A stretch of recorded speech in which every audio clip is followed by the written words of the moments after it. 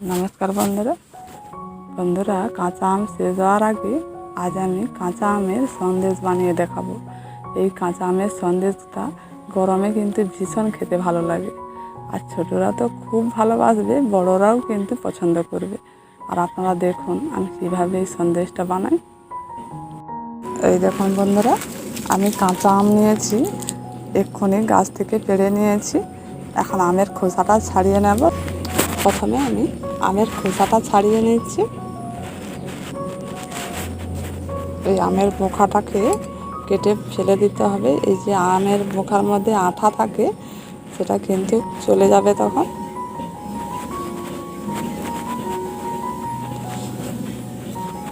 আমের খোসাটা ছাড়িয়ে আমি সরাসরি জলের মধ্যে রেখে দেবো।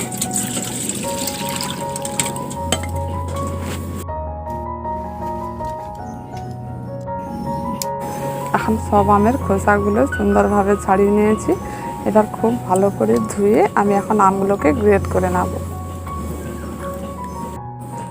আম গ্রেট করার জন্য এখানে ঝাঁঝরি নিয়েছি, আর এই বড় ফাঁকা দিয়ে আমি এখন আমটাকে গ্রেট করে নেব। এখন তো আমের আঁটি হয়ে গেছে, আঁটি হওয়া আম নিলেও ভালো, আর অন্য যদি নাও আঁটি হয় তাও কোনো ক্ষতি নেই, যে কোনো কাঁচা আম নিলেই হবে। আমি কাঁচা আম প্রায় 1 কিলোর মতো নিয়েছি। হাফ আম কিন্তু এই বড় ফাঁকাটা দিয়ে গ্রেট করে নিচ্ছি, আবার হাফ আম এই ছোটো ফাঁকাটা দিয়ে আমি গ্রেট করে নেব। 2 রকম গ্রেট করা থাকলে ভালো হয়।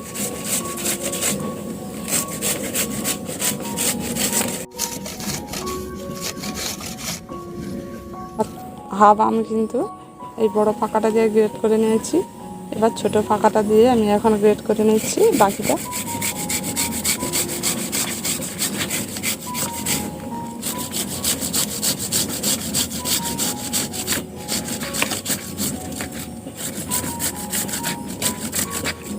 একটা কত সুন্দর মিহি হয়ে গেছে, আর একটা একটু বোঝাই যাচ্ছে।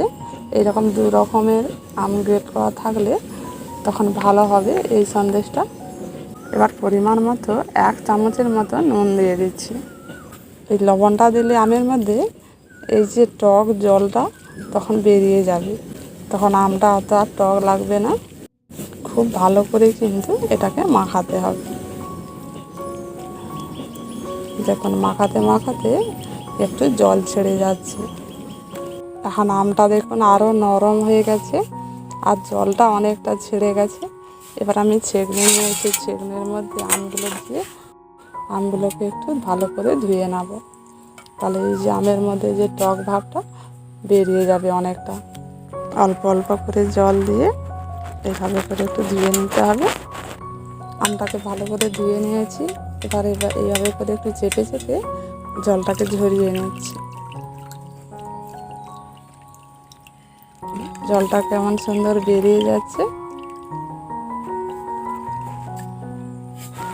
এবার আমটাকে আলাদা পাত্রের মধ্যে রেখে দিচ্ছি। আম থেকে ওই জলটাকে আমি বের করে নিয়েছি।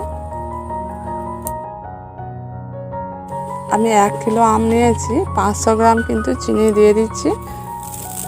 আর যত আম নেবেন তার হাফ কিন্তু চিনি দিতে হবে। চামচের মতো কাশ্মীরি লাল লঙ্কার গুঁড়ো দিয়ে দিচ্ছি।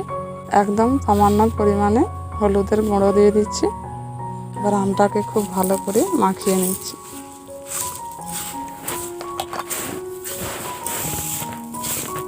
খুব ভালো করে এখন মাখানো হয়ে গেছে। এবার এটাকে কিছুক্ষণ আমি রেখে দিচ্ছি। এবার সন্দেশ বানানোর জন্য কড়াটা বসিয়ে দিচ্ছি। ওই শুকনো কড়ায় আমি অল্প করে গোটা জিরে দিয়ে দিচ্ছি। জিরেটাকে একটু ভেজে নিচ্ছি।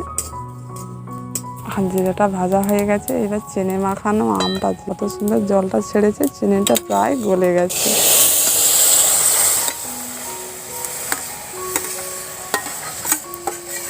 অল্প করে একটু ধনে গুঁড়ো দিয়ে দিচ্ছি।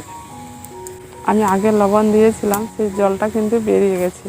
স্বাদ মতো আবার একটু লবণ দিয়ে দিচ্ছি। বেশ কিছুক্ষণ ধরে এভাবে করে কিন্তু নাড়াচাড়া করতে হবে। এই যে আমের মধ্যে জলটা রয়েছে, নাড়াচাড়া করলে আমের জলটাও শুকিয়ে যাবে, আর আমটাও খুব সুন্দর সেদ্ধ হয়ে যাবে। আমটাকে সেদ্ধ করতে করতে এদিকে আমি কর্নফ্লাওয়ারের একটা ব্যাটার তৈরি করে নিচ্ছি। এদিকে আমি কর্নফ্লাওয়ার 3 চামচ দিয়ে বাটিতে নিয়ে একটা ব্যাটার তৈরি করে নেব। জলটা দিয়ে খুব ভালো করে মিশিয়ে নেব। একটা পাতলা ব্যাটার তৈরি করে নিয়েছি। এখন নাড়তে নাড়তে আমের থেকে অনেকটা জল শুকিয়ে গেছে, আর আমের কালারটা কিন্তু এখন খুব সুন্দরভাবে এসে যাচ্ছে। আরও কিছুক্ষণ এভাবে করে নাড়াচাড়া করতে হবে। অল্প সাদা তেল দিয়ে থালাটাও আমি রেডি করে নিচ্ছি।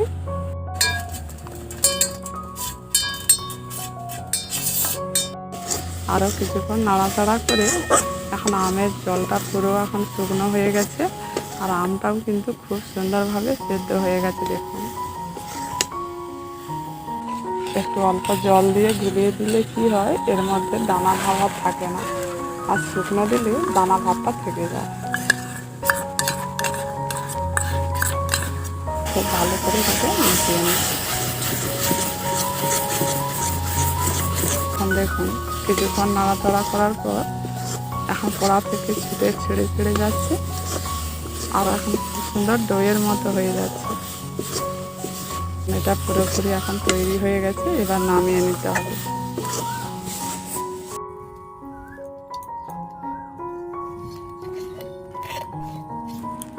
এখন এইভাবে করে একটু মেলে দিয়েছি, এটা ঠান্ডা হোক, তারপর আমি এটাকে কেটে দেখাবো কেমন হয়েছে। ঠান্ডা করার জন্য আধ ঘন্টার মতো রেখে দিচ্ছি। এখন আধ ঘন্টার মতো হয়ে গেছে। এখন সন্দেশটা ঠান্ডা হয়ে গেছে। দেখুন, খুব সুন্দরভাবে শুকনো হয়েছে, আমার হাতে একটুও কিন্তু লেগে নেই। এবার আমি পিস পিস করে কেটে নিচ্ছি।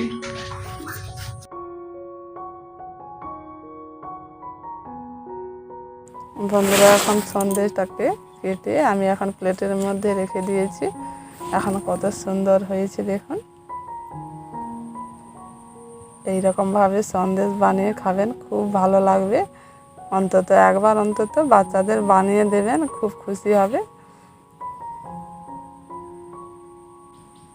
এই গরমে এই সন্দেশটা অবশ্যই কিন্তু একবার বানিয়ে দেখবেন, আর কেমন লেগেছে এই রেসিপিটা কমেন্ট করে জানাবেন। আজকের মতো এইটুকু।